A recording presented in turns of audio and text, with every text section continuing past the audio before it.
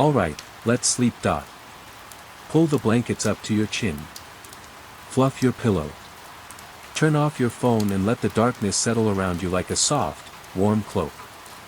Tonight, we're going to travel back in time to a world of ancient empires and mighty kings, of a man who conquered more territory than anyone before him, but who is remembered not for his conquests but for his wisdom. We're going to the cradle of civilization, to the land of the Persians, to meet a ruler who changed the world not with his sword, but with his pen. His name was Cyrus. But before we get to the throne and the crown, the laws and the legacy, we need to understand the world into which he was born, a world of the Medes and the Persians, of the great empires of the ancient Near East, of a kingdom that was about to be transformed. Part 1, The World of the King of Kings. The year is approximately 600 BCE. The place is Anshan, a city in the region of Persis, in what is now southwestern Iran. The land is mountainous and arid, a land of rugged beauty and harsh conditions. The people are the Persians, a proud and independent tribe who have lived here for centuries. They are ruled by a dynasty of kings, the Achaemenids, who trace their lineage back to the legendary hero Achaemenes. The Persian kings are vassals of the Medes, their powerful neighbors to the north. The Medes are the dominant power in the region, ruling a vast empire that stretches from the Zagros Mountains to the borders of Assyria.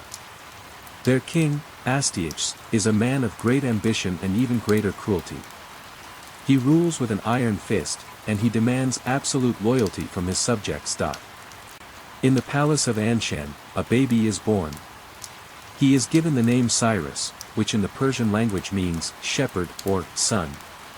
His father is Cambyses I, the king of Anshan, and his mother is Mandane, the daughter of Astyages, the king of the Medes.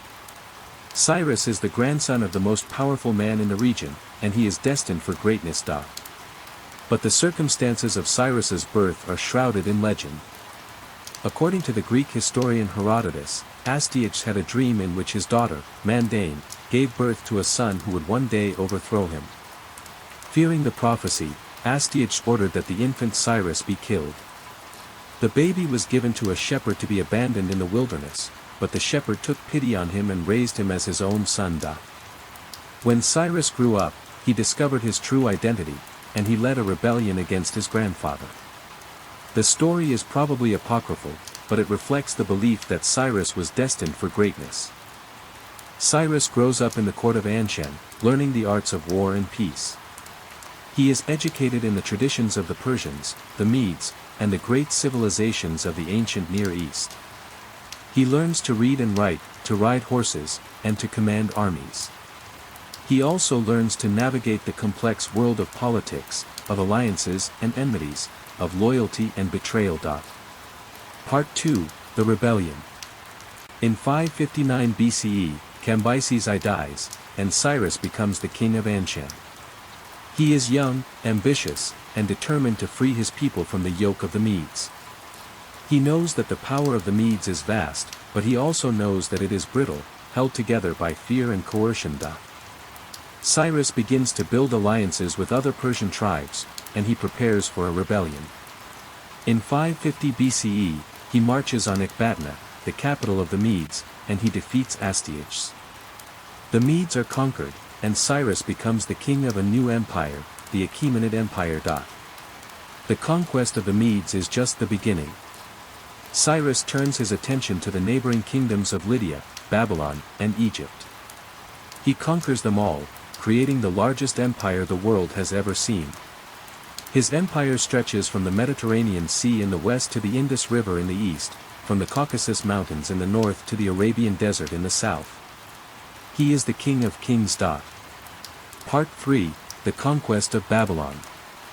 In 539 BCE, Cyrus conquers Babylon, one of the greatest cities of the ancient world.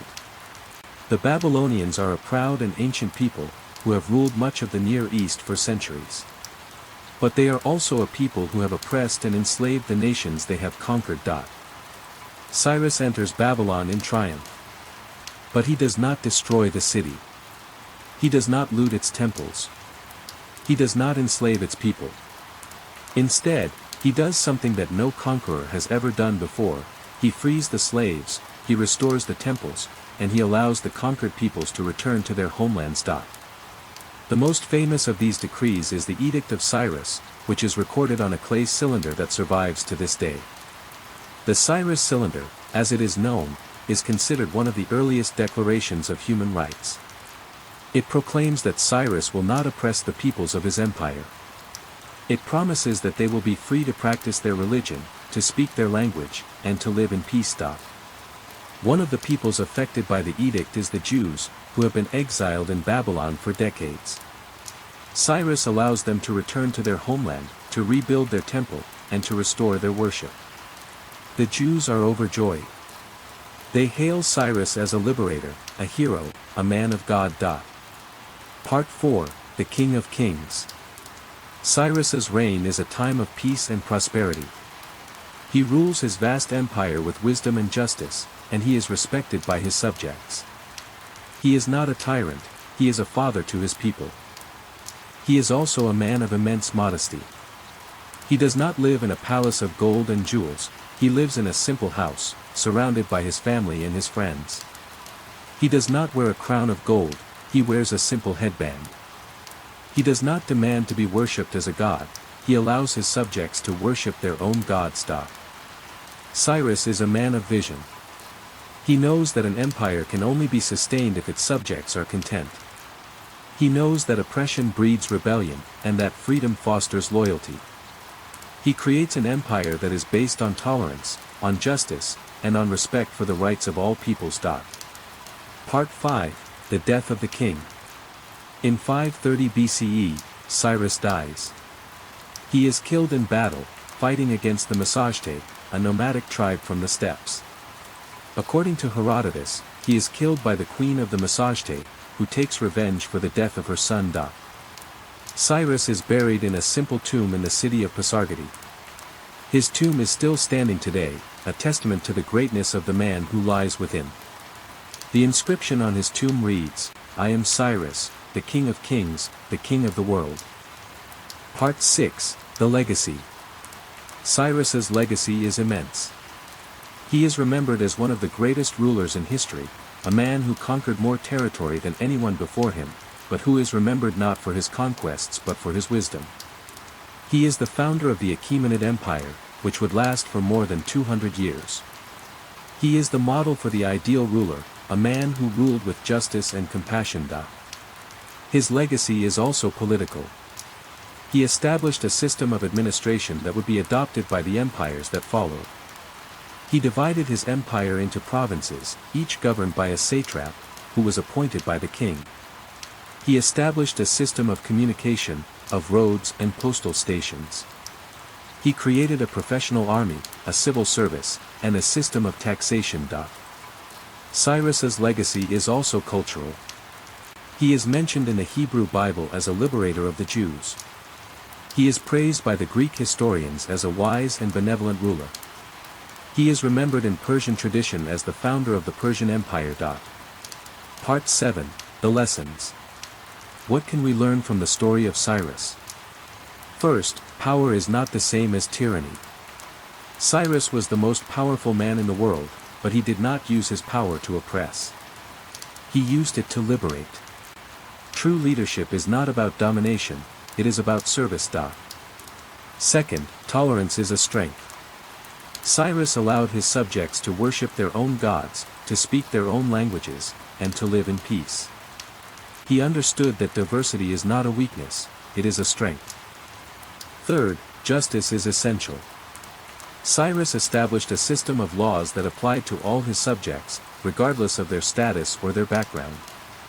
He understood that justice is the foundation of a stable society. Fourth, legacy is what matters. Cyrus conquered more territory than anyone before him, but he is remembered not for his conquests but for his wisdom. It is not what we achieve that matters, it is what we leave behind. And finally, the past is not a foreign country. Cyrus lived 2,500 years ago, but his struggles and triumphs are still relevant today. He fought for freedom, he resisted oppression, and he refused to be silenced. His story is a reminder that even the most powerful empires can be challenged, and that even the most humble people can change the world. Part 8, The Dream.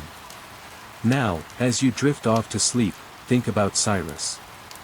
Imagine him as a young boy, full of promise and ambition.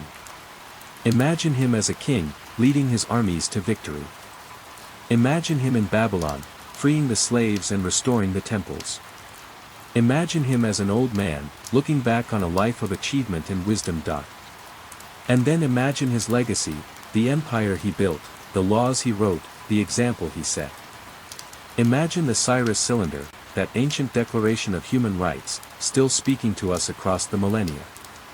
Imagine the Jews returning to Jerusalem, rebuilding their temple, restoring their faith. Cyrus is gone, but he is not forgotten. He lives on in the stories we tell, in the history we study, in the culture we celebrate. He is a reminder that even the most unlikely people can change the world, that a shepherd boy from the mountains can challenge the mightiest empires and win. Part 9, The Final Reflection.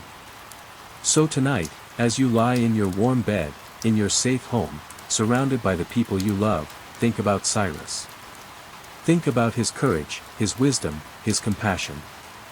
Think about his refusal to be a tyrant, his determination to be a servant of his people. And let his story inspire you to be brave, to be bold, and to never give up. Cyrus lived in a world of ancient empires and mighty kings. He faced challenges that we can barely imagine. But he refused to be defeated. He conquered, he ruled, he liberated, and he inspired. And his story, like the man himself, will never be forgotten. Sleep well. Sleep deeply. And may your dreams be filled with the sound of freedom, the sight of justice, and the spirit of a king who wrote the first law. Good night.